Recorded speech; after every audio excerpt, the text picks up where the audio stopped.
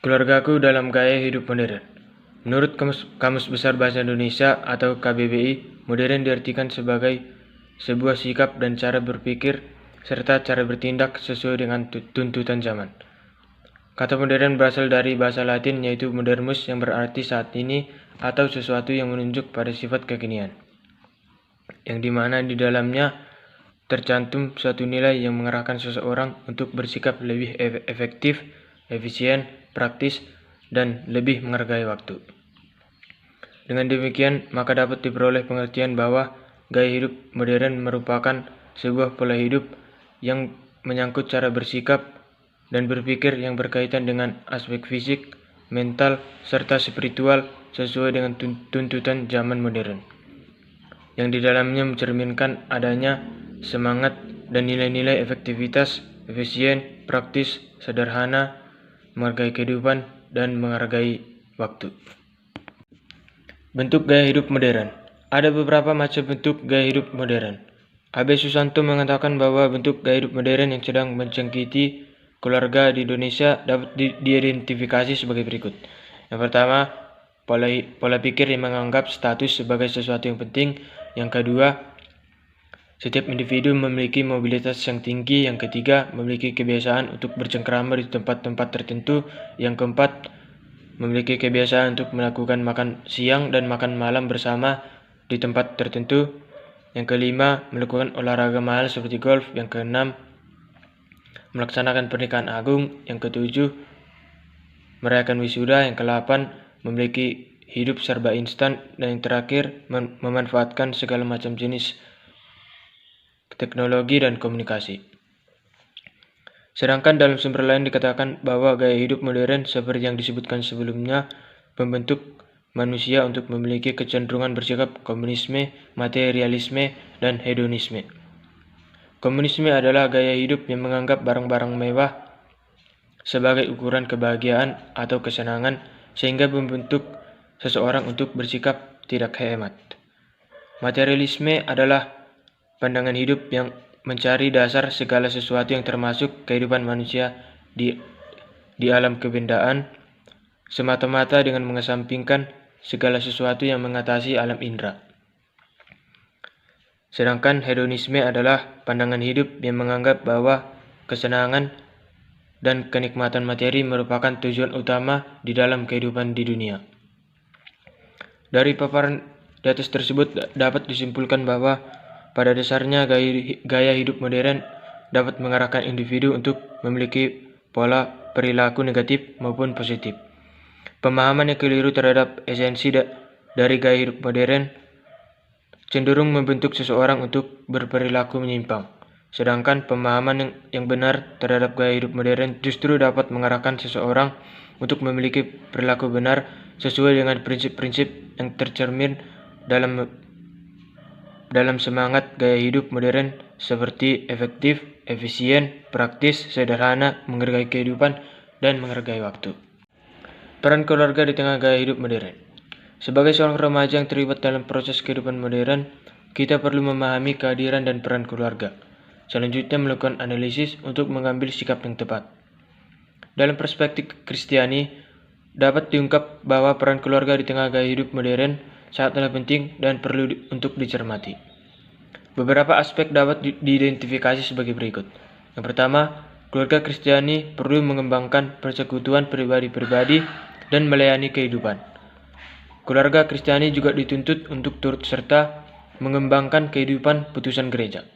Yang kedua, dalam kehidupan keluarga Kristen perlu dibangun persekutuan pribadi-pribadi yang dapat dilakukan dengan meletakkan cinta kasih sebagai asas dan kekuatan yang mempersatukan masing-masing anggotanya. Keluarga Kristen perlu menjaga persatuan yang utuh antara suami istri dan membangun sebuah bentuk persatuan yang tidak terceraikan.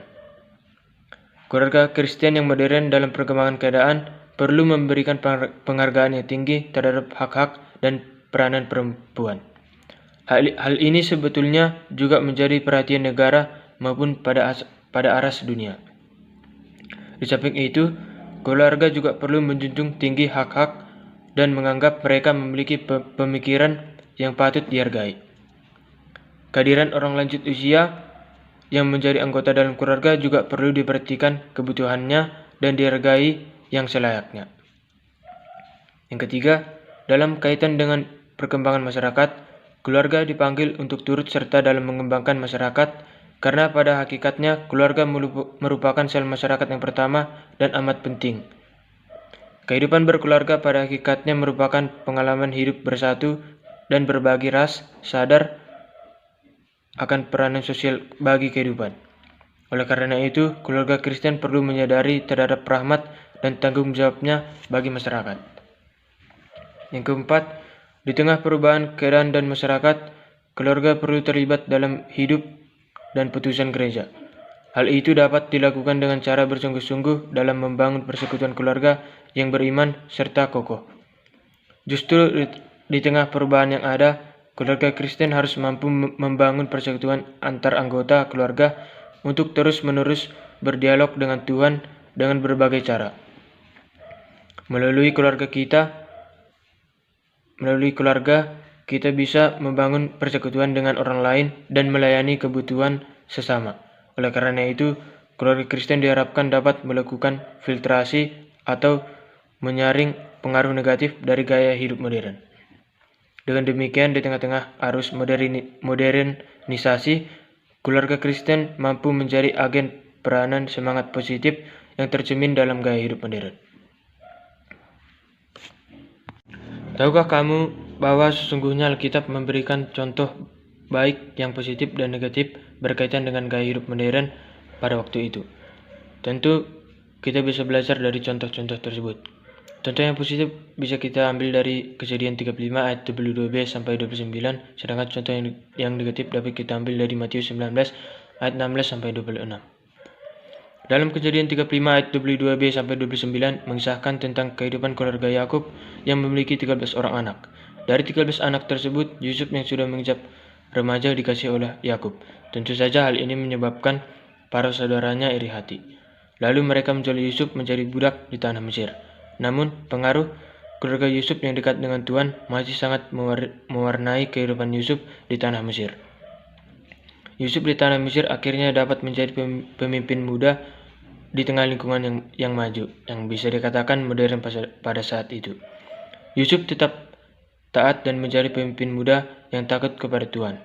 Akhirnya Yusuf mampu menolong bapak dan saudara-saudaranya lepas dari bahaya kelaparan. Hidup dalam gaya modern di tanah Mesir. Tetap memelihara kasihnya kepada Tuhan dan keluarganya, walaupun saudara-saudaranya pernah membenci dan membuang dia. Namun, ia mampu mengatasi luka batin dan mengampuni para saudaranya sehingga dia dapat mentransformasi keluarganya hidup berkecukupan dan tetap berjalan seturut dengan kehendak Tuhan. Contoh yang negatif dapat kita lihat dari kehidupan orang muda yang kaya, yang memiliki gaya hidup modern pada waktu itu. Dapat kita pelajari dari Matius 19 ayat 16 sampai 26. Meskipun orang muda pada ayat itu hidup berkelimpang harta dan gaya hidup yang up to date, tetapi ia mengalami kekosongan dan kebimbangan hidup, serta mencari jawaban kepada Tuhan Yesus.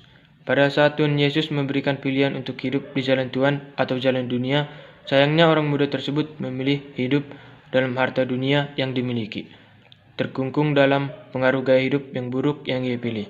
Akibatnya, dia kehilangan Kristus sebagai sumber dan berkat. Terima kasih.